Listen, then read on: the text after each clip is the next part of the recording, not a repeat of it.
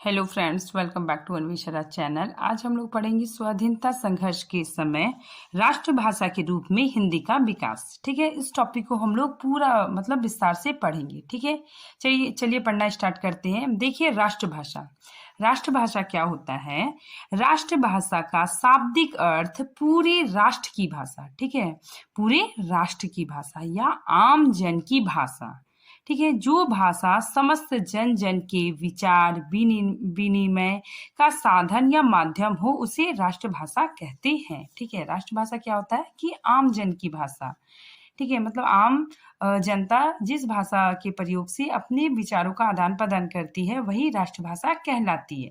ठीक है, आगे देखिए, राष्ट्रभाषा शब्द कोई संवैधानिक शब्द नहीं, ठीक है, बल्कि यह प्रयोगात्मक, व्यवहारिक व जन मान्यता प्राप्त शब्द है। ठीक है, तो जो राष्ट्रभाषा है ये संवैधानिक शब्द नहीं है, बल्कि ये क्या है, प्रयोग, इसका प्रयोग होता है। ठीक है, व्यवहार होता है और जनमानस में प्रचलित होता है। ठीक है, आगे देखिए, राष्ट्रभाषा सामाजिक सांस्कृतिक स्तर पर देश को जोड़ने का काम करता है। ठीक है, राष्ट्रभाषा क्या करता है? सामाजिक और सांस्कृतिक स्तर पर देश को जोड़ने का काम करता है। ठीक है, देखिए, अर्थात देश के विभिन्न समुदायों के बीच भावनात्मक एकता स्थापित होती है। ठीक है,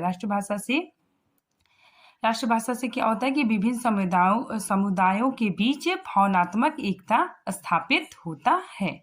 आगे देखिए, स्वाधीनता संग्राम के दौरान राष्ट्रभाषा की आवश्यकता पड़ी। ठीक है, जब स्वतंत्रता की लड़ाई हो रही थी, ठीक है, तो उस वक्त राष्ट्रभाषा की आवश्यकता पड़ी। महात्मा गांधी ने 1917 में ही भारत की राष्ट्रभाषा के संदर्भ में हिंदी को उपयुक्त माना। ठीक है, तो महात्मा गांधी ने राष्ट्रभाषा के लिए हिंदी को उपयुक्त माना। ठीक है, आगे देखिए, अंग्रेजों के विरुद्ध जितने भी अभियान होते थे, ठीक है, सहज रूप से अपनी बात जनता तक पहुंचाने का माध्यम हिंदी भाषा थी। ठीक है, मतलब जनता तक पहुंचाने का माध्यम क्या होता था? हिंदी भाषा थी। ठीक है, हिंदी सामान्य जन की भाषा थी। ठीक है, तो उस वक्त हिंदी सामान्य जन की भाषा थी। ठीक है, प्रयोग की भाषा थी और व्यवहारिक भाषा थी। ठीक है, जो सहज ही लोगों को समझ में आती थी। ठीक है, तो हिंदी क्या होता था कि सहज ही लोगों को समझ में आती थी। आगे देखिए, 19वीं शताब्दी में ईसाई मिशनरियों, ठीक है, ईसाई मिशनरियों का भी काफी योगदान रहा। ठीक है, हिंदी के विकास में। ठीक है, ये क्या करते थे, अपने बाइबल, ठीक है, अपने धर्म के प्रचार प्रसार के लिए उसको बाइबल को हिंदी में अनुवाद करवा देते थे। ठीक है, और लोगों के बीच वितरित करते थे। ठीक है, तो इससे भी हिंदी का काफी विस्तार हुआ। ठीक है, तो देखिए, ईसाई मिशनरियों, फोर्ट विलियम कॉलेज, सामाजिक धार्मिक नव जागरण में राष्ट्रभाषा के रूप में हिंदी को विकसित करने में महत्वपूर्ण योगदान दिया। ठीक है, तो ईसाई मिशनरियों, फोर्ट विलियम कॉलेज, ठीक है, सामाजिक धार्मिक नव जागरण ने हिंदी के विकास में काफी योगदान दिया। ठीक है, आगे देखिए, नव जागरण के नेताओं ने राष्ट्रीय एकता के लिए, ठीक है, तो नव जागरण के नेताओं ने राष्ट्रीय एकता के लिए हिंदी के प्रयोग पर बल दिया। ठीक है, आगे देखिए, राष्ट्रभाषा के रूप में हिंदी का विकास में राष्ट्रीय स्वाधीनता आंदोलन ने सर्वाधिक महत्वपूर्ण भूमिका निभाई। ठीक है, तो राष्ट्रभाषा के रूप में, ठीक है, हिंदी के विकास में राष्ट्रीय स्वाधीनता आंदोलन, ठीक है, राष्ट्रीय स्वाधीनता आंदोलन ने क्या किया? बहुत महत्वपूर्ण भूमिका निभाया। ठीक है, देखिए, सबसे प्रमुख अखिल भारतीय कांग्रेस, ठीक है, अखिल भारतीय कांग्रेस ने भी काफी योगदान दिया। ठीक है, देखिए, अखिल भारतीय कांग्रेस के सभी बड़े नेताओं ने राष्ट्रीय चेतना के लिए हिंदी को उपयुक्त बताया। ठीक है, तो सभी नेताओं ने हिंदी को उपयुक्त बताया। ठीक है, देखिए, कांग्रेस के 1925 के कानपुर अधिवेशन, ठीक है, बहुत इंपॉर्टेंट है ये। कानपुर अधिवेशन कब हुआ था? 1925 में। ठीक है, तो 1925 के कानपुर अधिवेशन में यह प्रस्ताव स्वीकार हुआ कि कांग्रेस अपने सभी कार्य, ठीक है, कांग्रेस क्या करेगा? अपना सभी कार्य हिंदी में करेगा। ठीक है, तो कांग्रेस अपने सभी कार्य प्रादेशिक भाषा, ठीक है, प्रादेशिक भाषा और हिंदी में प्रयोग करेगा। ठीक है, तो कांग्रेस क्या करेगा कि जहाँ जिस क्षेत्र का है तो वहाँ प्रादेशिक भाषा और हिंदी का प्रयोग करेगा। ठीक है, तो इससे भी हिंदी का काफी विकास हुआ। देखिए यहाँ पे हम लोग अच्छे से समझ सकते हैं। देखिए यहाँ पे गांधी जी जनता की बात जनता की भाषा में करना चाहते थे, ठीक है। उनके प्रयासों से ही कानपुर अधिवेशन में 1925 ईस्वी में कांग्रेस ने यह प्रस्ताव पारित किया, ठीक है। कांग्रेस ने यह प्रस्ताव पारित किया। देखिए क्या क्या प्रस्ताव रखा कि अखिल भारतीय स्तर पर जहां तक संभव हो, ठीक है, कांग्रेस की कार्यवाही हिंदी में चलाई जाए, ठीक है। मतलब कांग्रेस का जो कार्य होगा, ठीक है, कामकाज होगा, वो हिंदी में होगा, ठीक है। आगे देखिए दूसरा, अपने सभी कार्यों में प्रादेशिक कांग्रेस कमेटियां प्रादेशिक भाषा, ठीक है, प्रादेशिक भाषा अथवा, ठीक है, हिंदुस्तानी मतलब हिंदी, प्रादेशिक भाषा या फिर हिंदी का प्रयोग करेगी। यहाँ पे देखिए 1925 में कानपुर अधिवेशन हुआ, ठीक है। गांधी जी ने एक प्रस्ताव रखा कि कांग्रेस का जो कामकाज है, ठीक है, संचालन है, वो उसमें हिंदी का प्रयोग होगा, ठीक है, प्रादेशिक भाषा अथवा हिंदी का प्रयोग होगा, ठीक है। देखिए कांग्रेस का कार्य संचालन के लिए हिंदी का प्रयोग होगा, ठीक है। आगे देखिए वर्ष 1927 ईस्वी में गांधी जी ने लिखा, वास्तव में ये अंग्रेजी में बोलने वाले नेता है, ठीक है, मतलब कुछ अंग्रेजी भाषा में बोलने वाले नेता है, ठीक है, जो आम जनता से हमारा काम जल्दी आगे बढ़ने नहीं देते, ठीक है। तो गांधी जी बोलते हैं कि जो आम जनता है उससे हमारा काम जल्दी आगे बढ़ने नहीं देते, ठीक है। वे हिंदी सीखने से इनकार करते हैं, ठीक है। वे अंग्रेजी नेता क्या करते हैं, हिंदी सीखने से इनकार करते हैं, ठीक है। जबकि हिंदी द्रविड़ प्रदेश में, ठीक है, मतलब दक्षिण की तरफ द्रविड़ प्रदेश में भी 3 महीने के अंदर सीखी जा सकती है, ठीक है। ये किसने कहा है,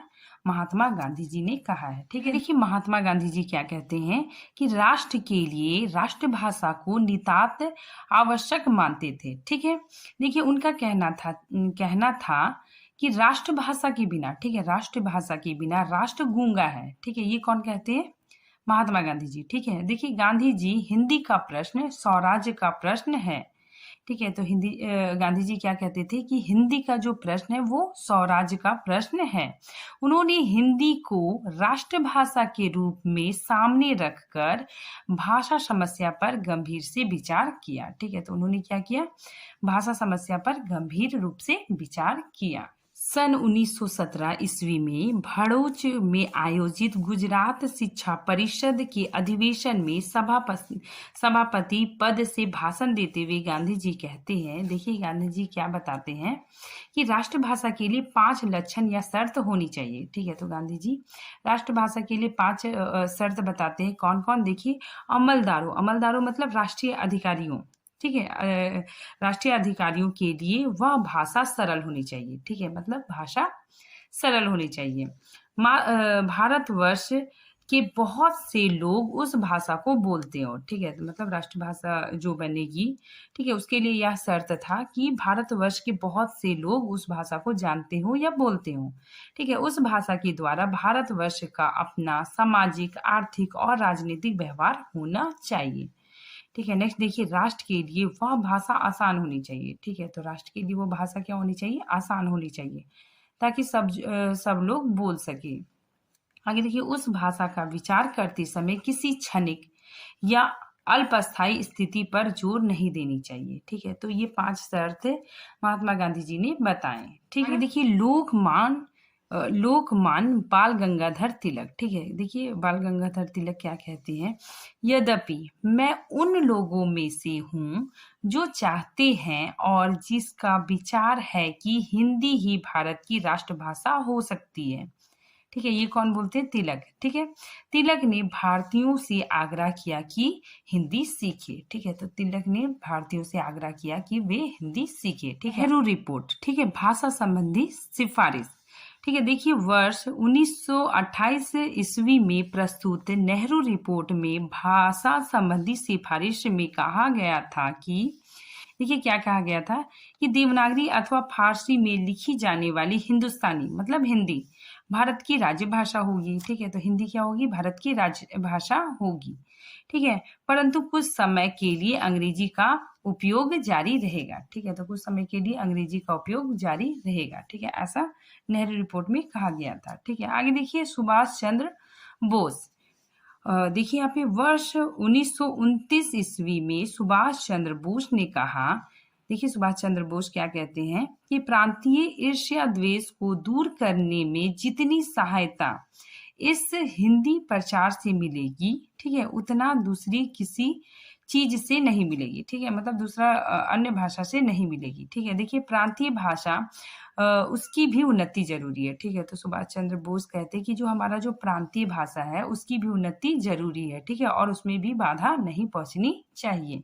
यहाँ पे देखिए महात्मा गांधी। ठीक है, वर्ष 1931 ईस्वी में गांधी जी ने लिखा कि यदि स्वराज अंग्रेजी पढ़े भारतवासियों का है और केवल उनके लिए है तो संपर्क भाषा अवश्य अंग्रेजी होगी। ठीक है, तो गांधी जी कहते हैं कि जो अंग्रेजी पढ़े भारतवासी है, ठीक है, तो उनके लिए संपर्क भाषा अवश्य ही अंग्रेजी होगी।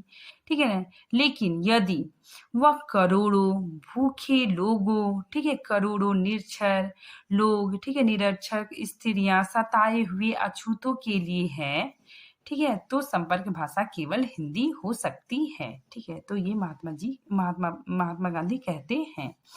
सी राजगोपालाचारी। ठीक है, देखिए इनका कहना क्या था कि दक्षिण के लोगों को हिंदी सीखनी चाहिए। ठीक है, तो दक्षिण के लोगों को हिंदी सीखनी चाहिए। ठीक है, इससे हमारा जनतंत्र मजबूत होगा।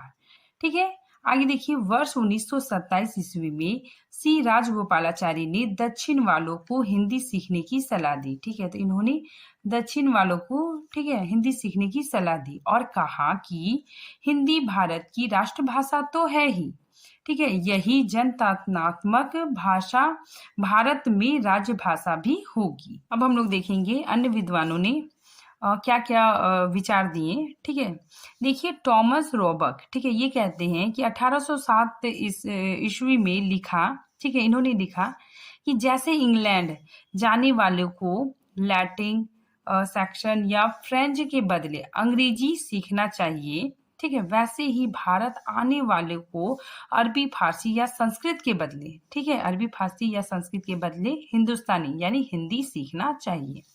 ठीक है, आगे देखिए विलियम कैरी। ठीक है, ये सब इम्पोर्टेंट है क्योंकि एग्जाम में से आता है, इसलिए आप लोग देख लीजिएगा। विलियम कैरी, ठीक है, इन्होंने क्या कहा है, 1816 ईस्वी में इन्होंने लिखा है कि हिंदी किसी एक प्रदेश की भाषा नहीं बल्कि देश में सर्वत्र बोली जाने वाली भाषा है। ठीक है, आगे देखिए H.T. कोलबुक ने लिखा है कि जिस भाषा का व्यवहार भारत के प्रत्येक प्रांत के लोग करते हैं, ठीक है, जो पढ़े लिखे तथा अनपढ़ दोनों की साधारण बोलचाल की भाषा है, ठीक है, जिसको प्रत्येक गांव में थोड़ा बहुत लोग अवश्य समझ लेते हैं, उसी का यथार्थ नाम हिंदी है। ठीक है, तो ये H.T. कोलबुक ने कहा है। ठीक है, आगे देखिए जॉर्ज ग्रियर्सन। ठीक है, देखिए ये काफी इंपॉर्टेंट है। जॉर्ज ग्रियर्सन जी क्या कहते हैं, जॉर्ज ग्रियर्सन ने हिंदी को आम बोलचाल की महाभाषा कहा है। ठीक है, देखिए इन विद्वानों के मंतव्य से स्पष्ट होता है कि हिंदी की व्यवहारिक, ठीक है, उपयोगिता देशव्यापी प्रसार का भाषा है। ठीक है, थियोसोफिकल सोसाइटी, ठीक है, इसका भी काफी योगदान रहा। ठीक है, देखिए थियोसोफिकल सोसाइटी 1875 ईस्वी में संचालित, ठीक है, किसके द्वारा हुआ, एनी बेसेंट। ठीक है, तो एनी बेसेंट ने कहा था कि भारतवर्ष के भिन्न भिन्न भागों में जो अनेक देसी भाषाएं बोली जाती है उनमें एक भाषा ऐसी है जिसमें शेष सब भाषाओं की अपेक्षा एक भारी विशेषता है। ठीक है, वह यह है कि उसका प्रचार सबसे अधिक है। ठीक है, तो इन्होंने क्या बताया कि इसका प्रचार सबसे अधिक है। ठीक है, हिंदी का प्रचार, वह भाषा हिंदी है। ठीक है, देखिए हिंदी जानने वाले आदमी संपूर्ण भारतवर्ष में यात्रा कर सकता है। ठीक है, जो मतलब हिंदी जानता है वो मतलब संपूर्ण भारतवर्ष में यात्रा कर सकता है और उसे हर जगह हिंदी बोलने वाले मिल सकते हैं। ठीक है, भारत के सभी स्कूलों में हिंदी की शिक्षा अनिवार्य होनी चाहिए। ठीक है, तो ये एनी बेसेंट ने कहा था। ठीक है, अब देखिए धर्म या समाज सुधारकों का भी योगदान रहा। ठीक है, तो हम लोग इसको भी थोड़ा देख लेते हैं।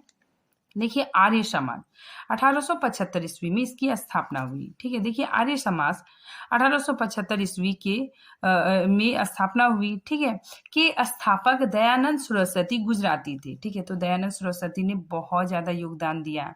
ठीक है, तो ये गुजराती थे। ठीक है, प्लस ये संस्कृत के प्रकांड विद्वान थे। ठीक है, देखिए गुजराती व संस्कृत के अच्छे जानकार थे। ठीक है, दयानंद सरस्वती संस्कृत और गुजराती भाषा के अच्छे जानकार थे। हिंदी का उन्हें सिर्फ काम चलाऊ ज्ञान था। ठीक है, मतलब हिंदी का उन्हें थोड़ा बहुत ज्ञान था, पर अपनी भाषा, अपनी बात दूसरों तक पहुंचाने के लिए तथा देश की एकता को मजबूत करने के लिए उन्होंने हिंदी भाषा का प्रयोग किया। ठीक है, उन्होंने बहुत सारी पुस्तकें लिखी। ठीक है, और इनकी पुस्तक सत्यार्थ प्रकाश काफी महत्वपूर्ण है। ठीक है, तो देखिए उनका कहना था कि हिंदी के द्वारा सारे भारत को एक सूत्र में पिरोया जा सकता है। ठीक है, उन्होंने हिंदी के प्रयोग को राष्ट्र स्वरूप प्रदान किया। ठीक है, तो दयानंद सरस्वती का काफी योगदान रहा। ठीक है, नेक्स्ट देखिए ब्रह्म समाज। इसकी स्थापना 1828 ईस्वी में हुई थी और इसके स्थापक राजा राम मोहन राय थे। ठीक है, तो राजा राम मोहन राय ने कहा कि इस समग्र देश की एकता के लिए हिंदी अनिवार्य है। ठीक है, आगे देखिए ब्रह्म समाजी केशव दास सेन, ये भी काफी इंपॉर्टेंट है, इन्होंने भी बहुत योगदान दिया। केशव चंद्र सेन ने 1875 ईस्वी में एक लेख लिखा। ठीक है, इनका लेख का नाम देखिए भारतीय एकता कैसे हो। ठीक है, तो ये काफी इंपॉर्टेंट है, भारतीय एकता कैसे हो किसने लिखा? केशव चंद्र सेन ने। ठीक है, इन्होंने लेख लिखा भारतीय एकता कैसे हो। ठीक है, देखिए जिसमें उन्होंने लिखा उपाय है सारे भारत को एक ही भाषा का व्यवहार। ठीक है, मतलब एक ही भाषा का व्यवहार करना चाहिए। अभी जितनी भाषाएं भारत में प्रचलित है उसमें हिंदी भाषा लगभग सभी जगह प्रचलित है।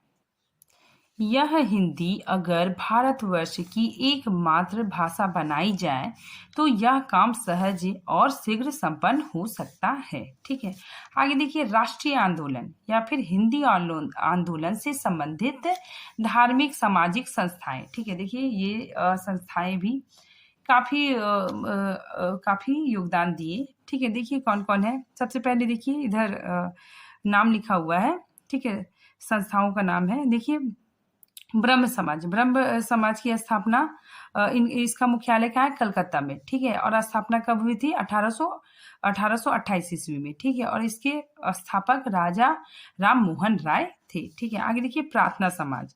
ठीक है, देखिए बम्बई। ठीक है, 1867 ईस्वी में इसकी स्थापना हुई थी और आत्मा रंग पांडुरंग इनके स्थापक थे। ठीक है, फिर आर्य समाज का मुख्यालय कहाँ है? बम्बई। ठीक है, और इसका स्थापना 1875 ईस्वी में हुई और इसके स्थापक दयानंद सरस्वती थे। ठीक है, फिर देखिए थियोसॉफिकल सोसाइटी। ठीक है, इसका मुख्यालय कहाँ था? अडियार मद्रास में। ठीक है, और इसका स्थापना कब हुआ था? 1882 ईस्वी में। ठीक है, और इसके संस्थापक कर्नल एच.एस. अलकाट एवं मैडम वालस्की थी। ठीक है, फिर देखिए सनातन धर्म सभा। ठीक है, ये वाराणसी। ठीक है, 1895। ठीक है, और पंडित दीनदयाल शर्मा। ठीक है, फिर देखिए राम कृष्ण मिशन। ठीक है, ये भी काफी इंपॉर्टेंट है, इसका मुख्यालय बेलूर में था। ठीक है, और फिर 1897 ईस्वी और इनके स्थापक विवेकानंद जी थे। आगे देखिए राष्ट्रभाषा आंदोलन से संबंधित साहित्य संस्थाएं। ठीक है, कौन कौन है? देखिए नागरिक प्रचारिणी सभा। ठीक है, इसका भी काफी योगदान रहा। ठीक है, इसका मुख्यालय काशी या वाराणसी। ठीक है, और इसकी स्थापना 1893 ईस्वी में हुआ था। ठीक है, और इसके संस्थापक कौन कौन थे? श्याम सुंदर दास, राम नारायण मिश्र और शिव कुमार सिंह। ठीक है, नेक्स्ट देखिए हिंदी साहित्य सम्मेलन। ठीक है, ये प्रयाग में था। ठीक है, और इसकी स्थापना 1910 ईस्वी में हुई और प्रथम सभापति कौन थे? मदन मोहन मालवीय जी। ठीक है, नेक्स्ट देखिए गुजरात विद्यापीठ। ठीक है, इसका मुख्यालय अहमदाबाद। ठीक है, समय 1920। फिर देखिए बिहारी विद्यापीठ। ठीक है, ये पटना में था और 1921 ईस्वी में इसकी स्थापना हुई थी। हिंदुस्तानी एकेडमी, ठीक है, ये इलाहाबाद में 1927 ईस्वी में, ठीक है। नेक्स्ट देखिए दक्षिण भारत हिंदी प्रचार सभा, ठीक है, इसका पहला नाम इसका पूर्व नाम क्या था? हिंदी साहित्य सम्मेलन, ठीक है। ये कहाँ पे था? मद्रास में, ठीक है, चेन्नई के मद्रास में, ठीक है। और 1927 ईस्वी में इसकी स्थापना हुई। फिर नेक्स्ट देखिए हिंदी विद्यापीठ, ठीक है, ये कहाँ पे है? देवघर में, ठीक है, देवघर में। और इसका स्थापना कब हुआ था? 1929 में, ठीक है। नेक्स्ट देखिए राष्ट्रभाषा प्रचार समिति, ये काफी इंपॉर्टेंट है, ठीक है, ये वर्धा में, ठीक है। और इसका समय 1936 ईस्वी में, ठीक है। फिर देखिए महाराष्ट्र राष्ट्रभाषा सभा, ये पुणे में 1937 ईस्वी में, ठीक है। नेक्स्ट देखिए बम्बई हिंदी विद्यापीठ, ठीक है, ये बम्बई में और 1938 ईस्वी में, ठीक है। अब देखिए राजर्षि पुरुषोत्तम दास टंडन, ठीक है, ये काफी इंपॉर्टेंट है। पुरुषोत्तम दास टंडन को हिंदी का प्रहरी कहा जाता है, ठीक है, ये क्वेश्चन काफी इंपॉर्टेंट है। तो पुरुषोत्तम दास टंडन को हिंदी का प्रहरी कहा जाता है, ठीक है। हिंदी साहित्य सम्मेलन की स्थापना हुई थी, ठीक है। आगे देखिए स्वतंत्र भारत के राष्ट्रपति राजेंद्र प्रसाद, ठीक है, मतलब स्वतंत्र भारत के जो राष्ट्रपति राजेंद्र प्रसाद जी है, ठीक है। तो उन्होंने हिंदी के प्रचार को राष्ट्रीयता का प्रमुख अंग माना, ठीक है। तो राजेंद्र प्रसाद जी ने हिंदी के प्रचार को राष्ट्रीयता का प्रमुख अंग मानते हैं, ठीक है। फिर देखिए नव जागरण के नेताओं ने राष्ट्रीय एकता के लिए हिंदी के प्रयोग पर बल दिया, ठीक है। इसमें राजा राम मोहन राय, ठीक है, केशव चंद्र सेन, एनी बेसेंट, दयानंद सरस्वती आदि का नाम काफी महत्वपूर्ण है। यहाँ पे देखिए ये काफी इंपॉर्टेंट है। गांधी जी की प्रेरणा से मद्रास 1927 ईस्वी एवं वर्धा, ठीक है, वर्धा 1936 ईस्वी में राष्ट्रीय भाषा प्रचार सभाएं स्थापित की गई, ठीक है। तो मद्रास और वर्धा प्रचार सभाएं स्थापित की गई गांधी जी के द्वारा, ठीक है। ये क्वेश्चन आता है, इसको थोड़ा सा ध्यान दीजिएगा आप लोग।